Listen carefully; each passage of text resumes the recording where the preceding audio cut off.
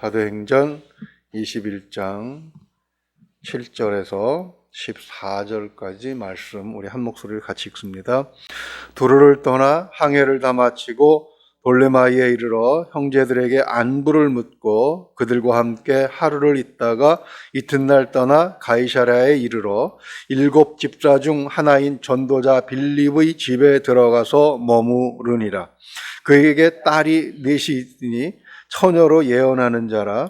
여러 날 머물러 있더니 아가보라 하는 한 선지자가 유대로부터 내려와 우리에게 와서 바울의 띠를 가져다가 자기 수족을 잡아매고 말하기를, 성령이 말씀하시되 예루살렘에서 유대인들이 이같이 이 띠 임자를 결박하여 이방인의 손에 넘겨주리라 하거늘, 우리가 그 말을 듣고 그곳 사람들과 더불어 바울에게 예루살렘으로 올라가지 말라 권하니, 바울이 대답하되 여러분이 어찌하여 울어 내 마음을 상하게 하느냐. 나는 주 예수의 이름을 위하여 결박당할 뿐 아니라 예루살렘에서 죽을 것도 각오하였노라 하니, 그가 권함을 받지 아니하므로 우리가 주의 뜻대로 이루어지이다 하고 그쳤노라. 아멘. 사도 바울을 실은 배는 두로를 떠나 돌레마이를 거쳐서 가이사라에 이릅니다. 이 가이사라는 당연히 항구 도시죠. 예수님께서 제자들과 함께 한 보름 정도 휴가를 내셔서 전도보다는 여행을 하신 적이 있습니다. 그때 가이사라에 들리셨는데 그 가이사라하고는 다른 가이사라입니다. 마가복음 8장에서 들리셨던 예수님이 들리셨던 가이사라는 특별히 빌립보 가이사라 이렇게 분류를 따로 하고 있습니다. 본문으로 돌아가면은요, 항구도시 가이사라에 도착한 뒤에 바울 일행은 오늘 본문 8절 말씀을 보면 7 집사 중 하나인 전도자 빌립에 들어가서 이렇게 말씀을 하고 있지요. 여러 날을 머물게 됩니다. 또 10절을 보면 그렇게 여러 날 머무는 중에 아가보라 하는 한 선지자가 유대로부터 내려옵니다. 바울의 앞날에 대한 예언을 가지고 내려오는 것이죠. 이렇게 두 사람과 바울의 만남이 이루어지는 것이 오늘 본문의 핵심이라고 생각을 합니다. 우리는 매일같이 사람을 만나고 헤어집니다. 몇십 년 만에 만나는 친구도 있지만 어제 얼굴을 보았던 사람들을 오늘 또 보기도 합니다. 또 그렇게 만나고 헤어지는 것이 사람의 삶이죠. 이렇게 많은 만남이 있지만 어떤 만남은 아주 특별한 의미가 있습니다. 가이사라 항구 도시에서 바울과 이 두 사람 빌립과 아가보와의 만남이 바로 그렇습니다. 어떤 의미가 있는 것이겠습니까? 이 사람들의 인연은 아주 특별한 인연으로 묶여져 있습니다. 첫째, 빌립과 바울의 최초의 관계는 무엇이었습니까? 원수지간이었죠. 사도행전 8장 1절을 보게 되면 스데반 집사가 순교하는 현장에 바울이 있었습니다. 그렇죠? 그는 스데반을 돌로 쳐 죽이도록 주도적인 역할을 합니다. 빌립은 유대교의 무리가 다 잡아 죽이기를 원하는 그리스도인들이 뽑은 스데반과 같은 그런 집사였죠. 스데반이 순교한 후에 유대인들은 기고만장해서 교회를 핍박하고 그리고 박해하면서 예수 따르는 자들을 잡아서 감옥에 가두고 처형하기도 합니다. 즉 바울과 빌립은 원수지간이었던 것이죠. 그런데 이 관계가 변화가 돼요. 믿음 안에서 서로 믿고 의지하면서 함께 은혜를 나눌 수 있는 사람으로 변화되는 것입니다. 그렇게 빌립의 집에 여러 날 머물렀다는 거 8절 말씀처럼 이 얼마나 대단한 관계의 변화인지 우리는 생각을 해볼 수 있는 것이죠. 이런 일은 주님을 섬기는 사람들에게는 당연한 일이어야 합니다. 주님은 요한복음 13장 34절에서 35절 이 말씀을 통해서 이렇게 교훈을 주셨습니다. 새 계명을 너희에게 주노니 서로 사랑하라. 내가 너희를 사랑한 것 같이 너희도 서로 사랑하라. 너희가 서로 사랑하면 이로써 모든 사람이 너희가 내 제자인 줄 알리라. 주님께서 이렇게 교훈으로 말씀을 주셨는데 많은 교인들은 사랑하는 관계로 만났다가 원수로 헤어지기도 합니다. 성경과 반대로 가는 것이죠. 그래서 바울과 이 빌립의 그 만남이 아름다운 이유가 바로 여기에 있는 것입니다. 원수로 만났지만 서로 사랑하는 관계로 다시 만나는 변화된 관계 속에서 모임을 이끌어가는 그런 아름다운 관계, 이것이 크리스찬의 모범이 되어야 될 줄로 믿습니다. 이 계명, 즉 주님께서 주신 너희가 서로 사랑하면이라는 그 계명이 가능하기 위해서는 한 가지 요구되는 중요한 행위가 있습니다. 주님이 그것을 말로 가르치시지 아니하고서 행동으로 가르쳐 주셨죠. 직접 모범을 보이셨죠. 즉 최후의 만찬석상에서 제자들의 발을 닦아 주신 것입니다. 베드로가 안 된다고 할 때, 베드로가 그럴 수 없다고 말할 때 주님은 그래 하지 않으면 너와 내가 상관이 없다라고 말씀을 하시면서 요한복음 13장 14절을 보게 되면 그 이유, 즉 주님이 제자들의 발을 닦아주시는 이유를 이렇게 설명하고 계시죠. 내가 주와 또는 선생이 되어 너희 발을 씻었으니 너희도 서로 발을 씻어주는 것이 옳으니라. 이것 없이는 화목이 힘듭니다. 과거의 잘잘못을 따지고 누가 높은지 도토리 키재기하고 결국 내가 옳고 다 틀렸다라고 주장하는 것은 왜 그렇습니까? 군림하기 위해서죠. 머리 꼭대기 올라서기 위한 것이고 다른 사람 내가 붙잡고 쥐고 흔들기 위한 것입니다. 그러나 빌립과 바울의 만남 속에서는 그런 거는 이미 없고 오직 주님이 남긴 계명만 남아있는 것이죠.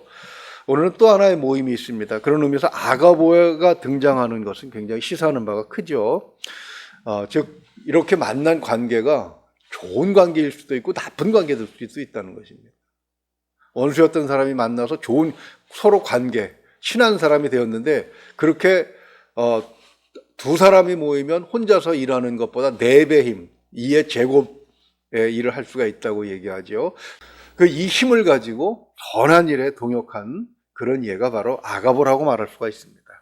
아가보와 바울의 관계를 먼저 논하기 전에 우리는 악한 관계도 어떻게 맺어지는지 한번 생각을 해보려고 합니다. 요즘 제가 관심 있는 것 가운데 늘 관심을 가지고 있던 것 가운데 소년법에 관한 것입니다. 근데 지난주에 뉴스를 보다가 그런 생각을 한번 해봤습니다. 소년법이 상당히 오래된 것인데 지금 현행하고 있는 법을 폐지하거나 개정하기를 국민들의 90%가 원한다는 거죠. 워낙 소년들의 범죄가 점점 더 극악해지고 나이가 점점 낮아지기 때문에 그렇습니다. 현행 소년법이 언제 제정됐는지 모르겠지만 상당히 오래전에 제정된 걸로 알고 있습니다. 18세 이하의 청소년에게는 15년 이상의 중형을 선고할 수가 없습니다. 아주 특별한 경우에만 20년 가까이 할 수가 있고요. 10살에서 14살의 청소년은 어떤 죄를 범해도 형사처벌할 수 없습니다. 보호 감호만 해야 됩니다. 10세 이하에게는 절대로 그 보호 감호도 내릴 수가 없습니다. 근데 지금 일어나는 범죄, 소년 범죄가 아주 심각하지요. 지난번에는 동영상에 나온 그 소년 범죄 보면서 이게 이제 남자나 여자나 가릴 수가 없구나 싶을 정도로 참 기가 막힌 일들도 많이 보았습니다. 그래서 그런가 사람들이 이제는 이 법을 바꿔야 되지 않느냐라고 주장을 하기는 하는데 법을 전공하신 분들이 어련히 알아서 하겠습니까만 그러나 그런 법이 왜 제정되었는지를 우리가 한번 생각을 해봐야 됩니다. 왜냐하면 이 법이 없을 때 소년들도 그냥 잡아다가 감옥에 넣었더니 어때요? 감옥에서 관계를 맺어갖고 나옵니다. 그래가지고 깡패 집단에 우리 미국 말로 하면 갱단이죠. 거기에 소속이 되기도 하고 감옥에서 안 좋은 어른들 만나가지고 오히려 소매치기나 도둑질을 더 전문적으로 배워서 나오기도 했잖아요. 그래서 소년들을 감옥에 들어가지 못하도록 이렇게 법을 만든 것이 이 법에 지금 있는 현행법의 중심인데 이런 거 전혀 생각하지 않고 무조건 처벌만 해라 하는 것은 옳지 않다고 저는 생각을 합니다.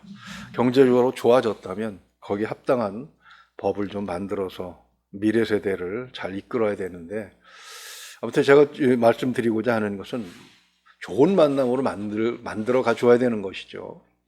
그것이 나쁜 만남이 되게 한다면 아무리 목적이 선하다고 하더라도 그것은 결코 옳은 것은 아니라는 뜻입니다.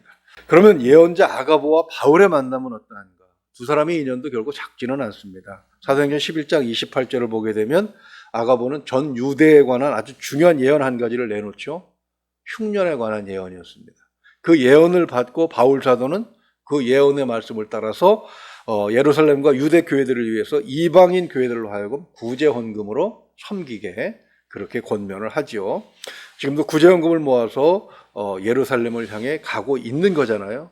원래는 어땠습니까? 자기의 계획을 그 아가보 예언 때문에 바꿨습니다.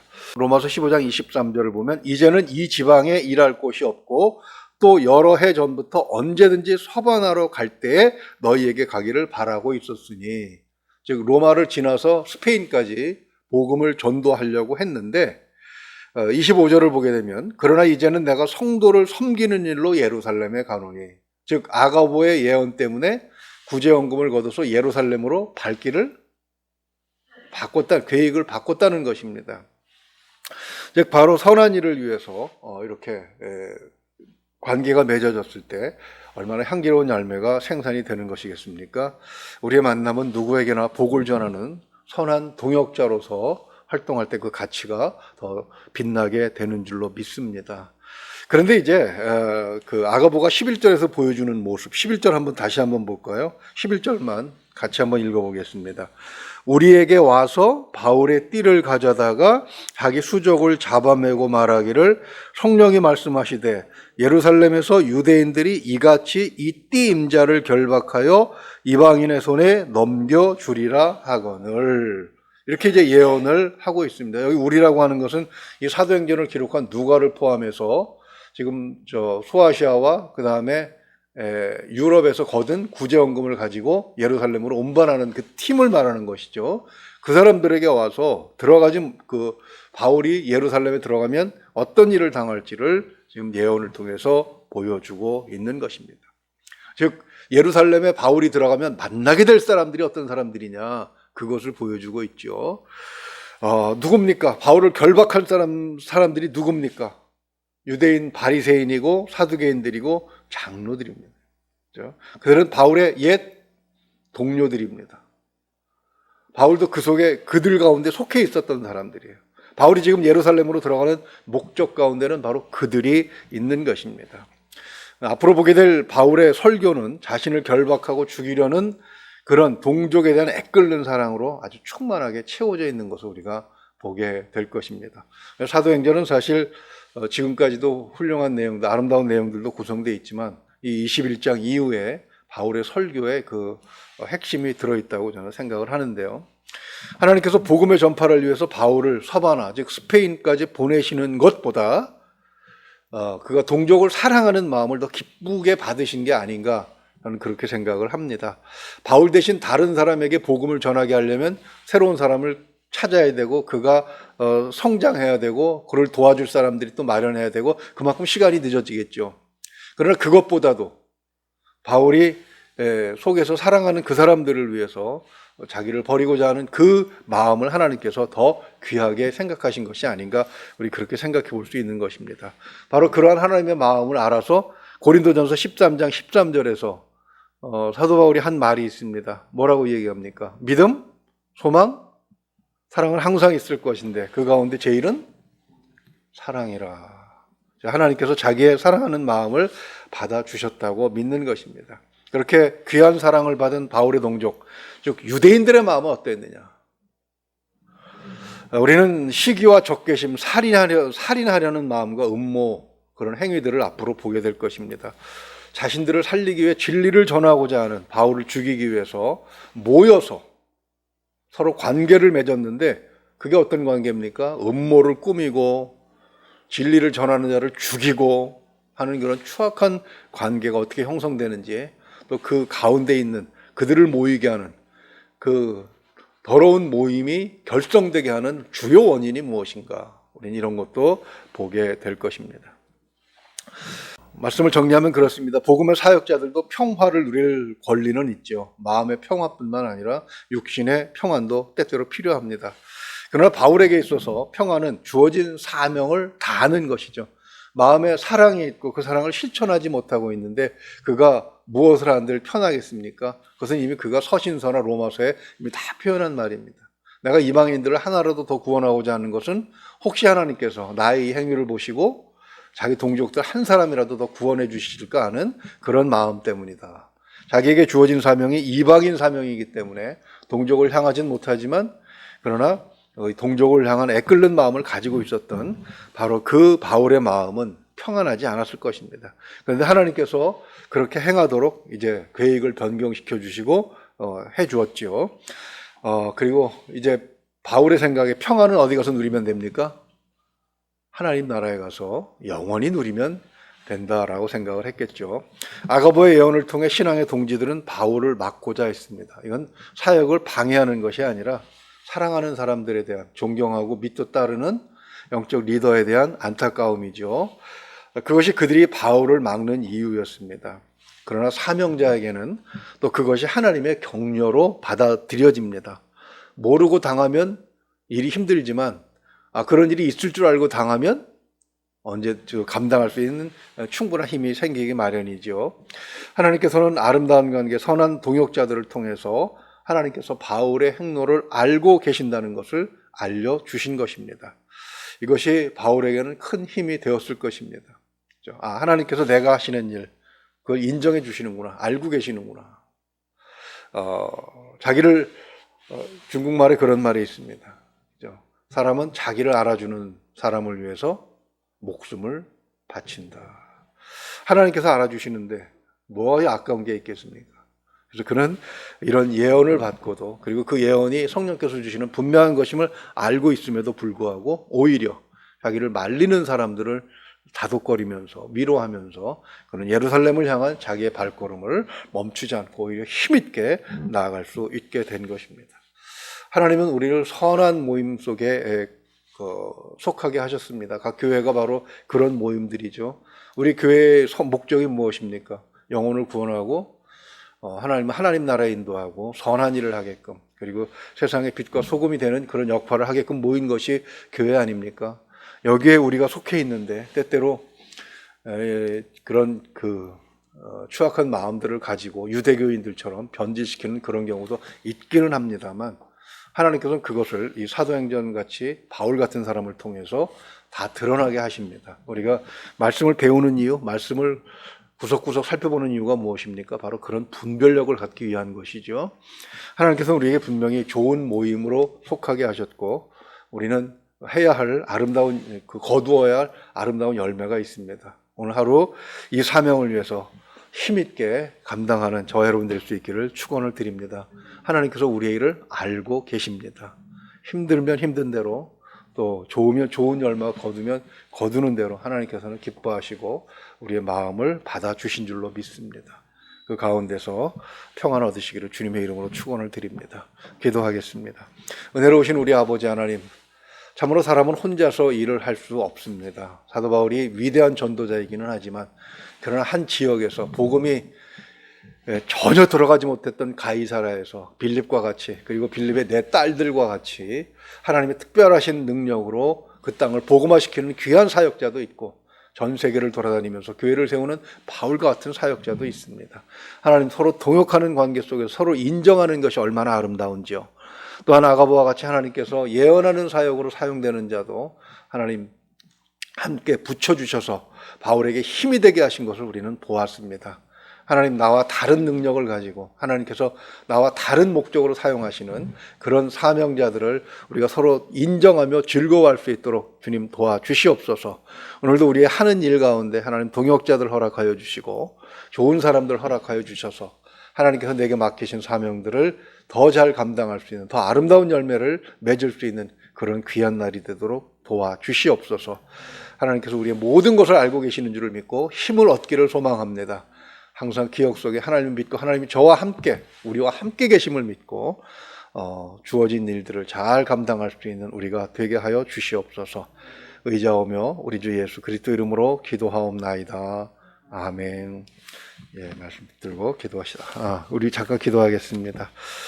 주님의 은혜 감사합니다. 저희 가족 모두 건강과 믿음과 범사의 형통 축복 주신 감사합니다. 자녀들 백신 접종 후에 부작용 없이 지켜주심 감사합니다. 아멘. 우리 잠깐 기도합니다.